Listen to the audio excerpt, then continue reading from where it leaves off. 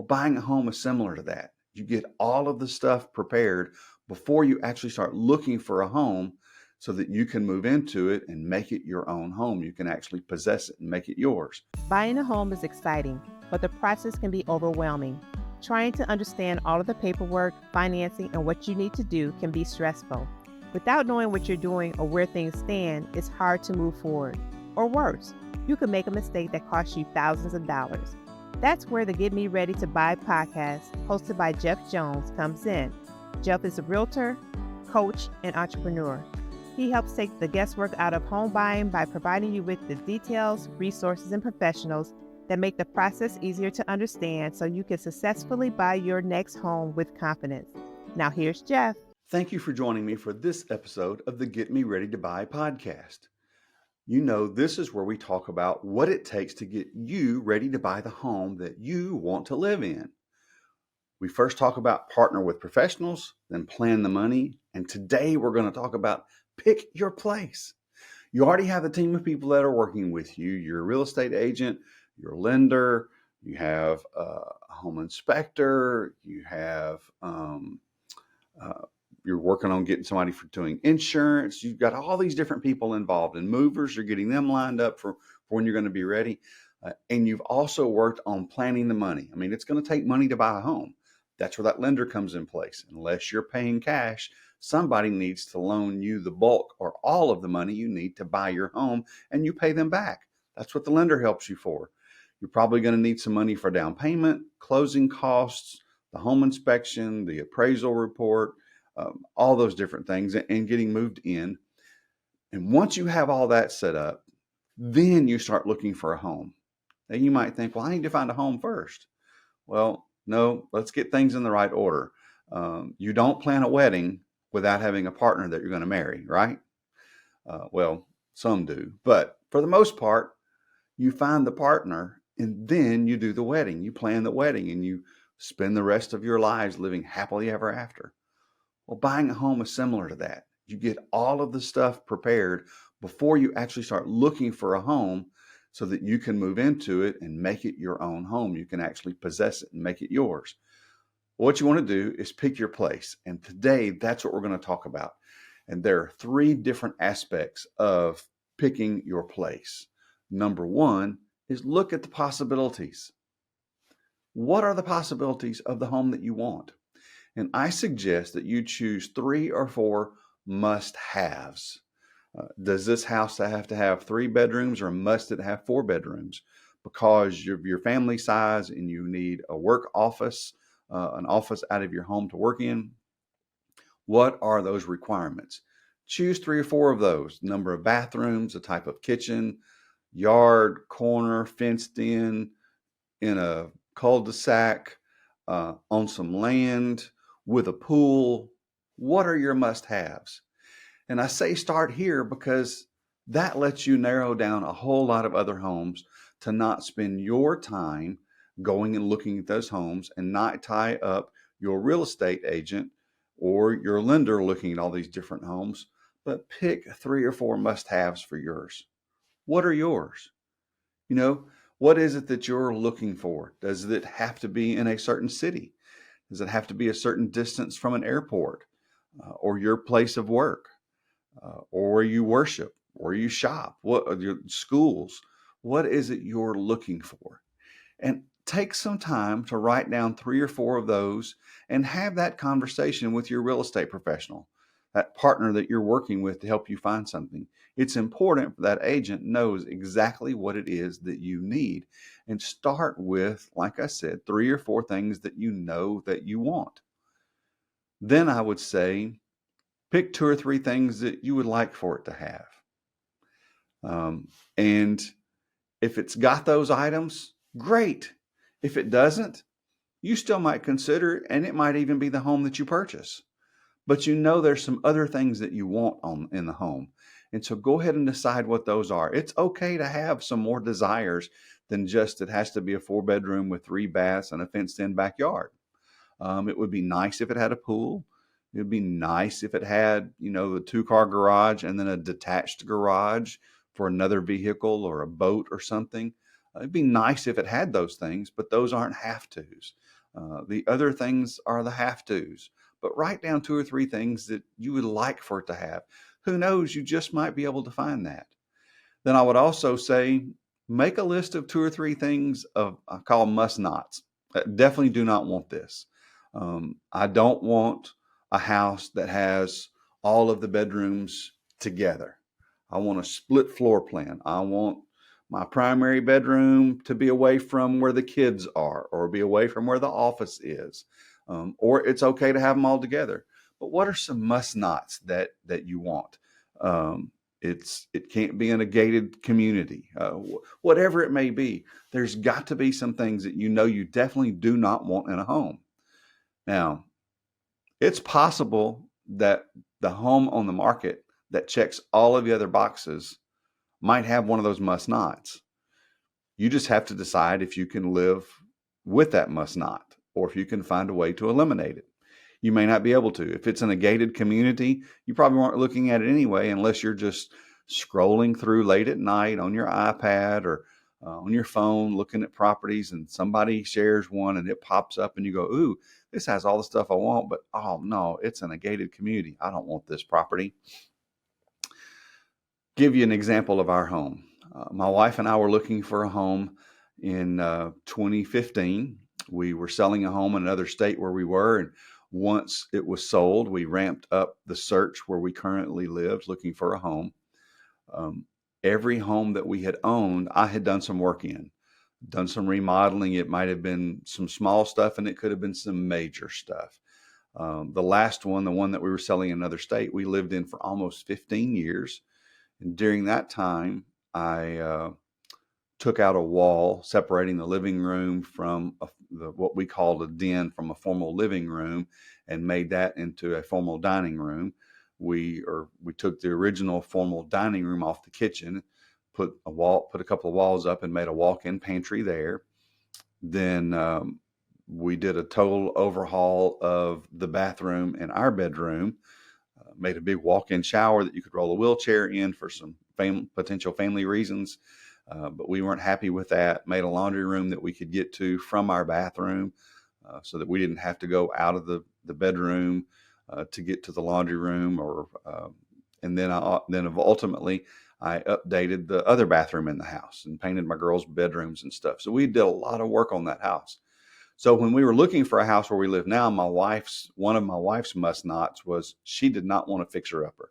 She didn't want something that was going to require me to have to do some work on. She wanted a move-in ready. Just walk up to the house, make an offer, get it closed, get it in our name, get the keys, and move in. That's what she wanted. We had a decent budget, but neither of us could find a home that we were both happy with. We knew that we wouldn't have the funds to turn the home into what I wanted it to be, or it wasn't move-in ready enough for her. So we kept looking. And we also knew that where we were living with family at the time, we didn't really want to live in that city because it was not close to where we actually did life. We didn't want to live in that particular city. Well, my real estate agent, I wasn't an agent at the time. My real estate agent would send me emails from time to time with a list of properties. And one of the things that we'd said we wanted was we kind of wanted some land. I wanted a place to be able to fish. So even if we didn't have land, we wanted it to be on a lake if it could be. So my agent sent me some properties to look at. These all had land, and I'm scrolling down through the list. And for whatever reason, one of them catches my eye. That happens to be in the city that we said was a must not. We did not want that city. However, the street that it was on was the dividing line. So it was as close to the area that we really wanted to live in, but not be in that city. It was in Olive Branch, Mississippi, instead of in South Haven, Mississippi. And it didn't only have to be South Haven, but that was the area that we did more stuff in. Anyway, it was a must not in the city. However, we took a look at it. And we drove up to the property, and I could tell that it had not been taken care of very well. Come to find out, the folks that had built the house had both passed away. He had passed away years ago. She had passed away a year before. Their age and health issues didn't allow them to be able to take care of the property very well. Excuse me. We've got some pollen in the air right now, but they hadn't been able to take care of the property very well, and it had been vacant for a year, and it needed some updating. We were walking around in the house and looking at it. It was bad. There was a hole in the kitchen ceiling. A light fixture was dangling through. There was water damage on the ceiling from a water heater. It was bad. And my agent and I are looking at each other going, oh, this is a no deal. It's not going to happen. We're standing in the kitchen. It's kind of dim. The lights aren't working very well. It's kind of dim. And my wife says, I know you're not going to believe this, but I want it. I love it. Hey, thank you for hanging with the Get Me Ready to Buy podcast so far. You need to know how ready you are to buy a home, so get your score at readytobuyscore.com. You'll pick a few statements and get an email telling you what your score is and what you need to focus on to get ready to buy a home. If I can help you in my market, which is the Mid-South, the Memphis metro area, please let me know. If you're in another market, I've got agents all over the country and in a few countries around the world. Reach out to me and I'll connect you with one of our agents who can help you get your home bought wherever you are. Now, back to the show. So guess what? We made an offer on the property and we got the property and we moved in. We moved in in like September. We bought the house, I think, on September the 14th or 15th. I need to look up the date to see for sure. Within an hour of closing, I'd already caught a fish in the pond. I was happy, ecstatic. And we spent the next 3 months gutting the inside of the house and getting it ready for us to move in the weekend before Christmas. And that was in 2015. And then I spent the next 3 months modifying, updating the original 2-car garage that was built into the house to become our primary bedroom. So we took a 2-bedroom, 1.5 bath and converted it into a 3-bedroom, 2.5 bath. Took out walls and all kinds of things. But the point is, we knew some things that we wanted. We either wanted some land where I could build a pond. We wanted a pond. We wanted to be on a lake. We wanted 3 bedrooms. But there were some things we didn't want. So even though you have some must nots, the must haves may overcome the must nots. It just could overcome that. So don't be so rigid in that you don't even consider those properties that have a must not. But you need to know where you're starting at. You need to look at the possibilities of what the homes are. So narrow it down to what you want, what you would like, and what you don't want. And once you've narrowed the property down and you know what you're looking for and you're actually out looking, then you get to make an offer when you find the property that fits those things. Just like we did. We made an offer on the property. Now, I'm going to challenge you to keep your offer reasonable. The market is constantly fluctuating. Right now, this is August of 2023 when this is getting recorded. We've just come through a huge seller's market in 2021 and 2022 with interest rates really low. Everybody wanted to buy a home. Now interest rates are higher. There aren't as many buyers out there.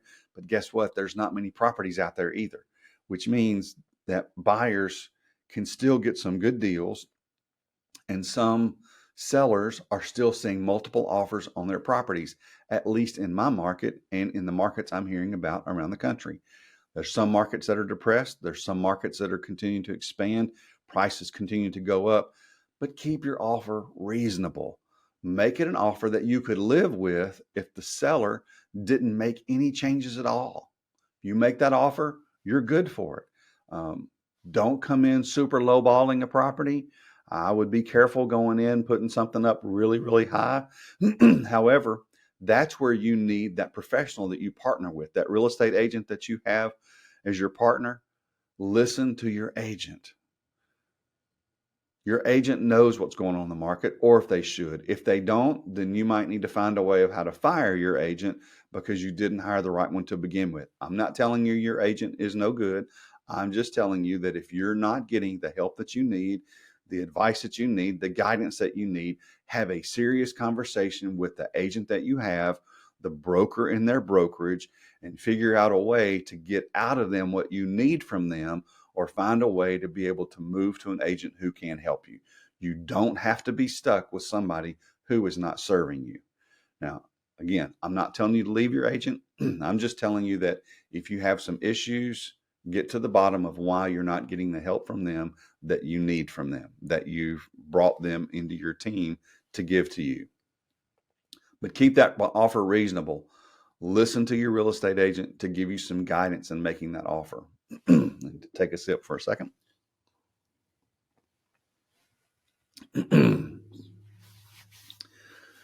So make a reasonable offer, listen to your agent. And then number 3, negotiate the offer. You need to be prepared to adjust the terms of what you submitted. The seller may come back and ask for more money. The seller could come back and indicate they will pay less or none of your closing costs or helping you with down payment issues. Or maybe they won't do the home warranty that you asked for, or put the new roof on that you might have asked for.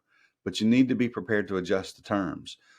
You may end up needing to adjust the terms because your lender needs more time than what you built in. If you put in 30 days to close and things aren't moving quickly enough, the appraisal got delayed, or things got delayed with getting the inspection repairs that you requested that the seller agreed to do, that could delay things. So there may need to be an extension before you can actually close and possess the property. Maybe the sellers are moving into a new home they're having built and they're running into delays. So they may want to come back and renegotiate a possession date from you. But just know that just because you have a signed agreement doesn't mean that it is actually going to end up the exact way it's written today or the day that it's accepted. Something could change in that. So I challenge you just to be prepared to adjust the terms of those deals. And if that's the case, you need to be prepared to keep looking. Hopefully the home that you want to make an offer on, you're getting accepted. But if you begin to have serious issues with that, you need to not be so set on that home that you overlook the potential that it might just be a different home that you need. I've helped clients who found homes that they wanted, and sometimes we made, especially back in 2020 and 2021, we might make offers on a dozen properties before we get one. Or even there was one client that I got a couple of offers accepted, but inspections revealed some things, and we terminated and got out of those deals. And that client went on to find something else and loves the house that they're living in now. But you need to be prepared that just because that you've made an offer, you have an accepted offer, that negotiation of the offer throughout that whole process might mean that you're going to go back and start looking all over again. So just be prepared for that. Don't be caught off guard. Hopefully you're going to get the home that you want, the very first one that you make an offer on, and it's going to close exactly the way that the offer was accepted, and there's not going to be any issues. That's the goal. That's what we want to see happen out there. I just want to prepare you that may not be the case. You have that professional agent on your team. Oh, wait a minute. You don't have an agent yet? I strongly suggest that you get a buyer's agent who can help you navigate all this process so that you're not trying to figure out how to do it all on your own. But that agent is helping you out so that you're making the best decisions that you have, that you are ready to buy that home when the home that you want actually becomes part of your in your world. When you begin to notice that home through online searches from your real estate agent, neighbors, friends, social media, wherever you see that home, you need to be ready for that. And part of being ready for that is knowing what you want, what you would like to have, what you don't want. Having that agent who you're trusting and you're listening to them, and you're prepared to make a reasonable offer and know that the terms of the offer may end up being negotiated and you might need to be searching for a different home. Hopefully this is helping you be a little bit more prepared to buy a home. You've heard me say before, or if this is your first time listening to this podcast, you can listen to this wherever you get podcasts. There's also a YouTube channel, Get Me Ready to Buy. But I am in the Mid-South market, West Tennessee, Northwest Mississippi. I help buyers and sellers in that market be confident in their selling and buying process. And if you are in an area that's not in my market and you don't have an agent, I can help you partner up with an agent in your area that's going to get you the results that you need. I helped a client sell last month. They're moving to another state from where they currently lived. I had a network of agents in that area. I found them one they connected with. And I found out last week that they were able to get a home under contract. So they're being able to move forward and buy a home, and they love the agent that's helping them out. I can help you do the same thing. If you don't have an agent where you are who you know, like, and trust, I can help find you one so that you are prepared when you find that home to make sure that you're ready to buy. Have a blessed day. Hey, thanks for hanging out with me today on the Get Me Ready to Buy podcast.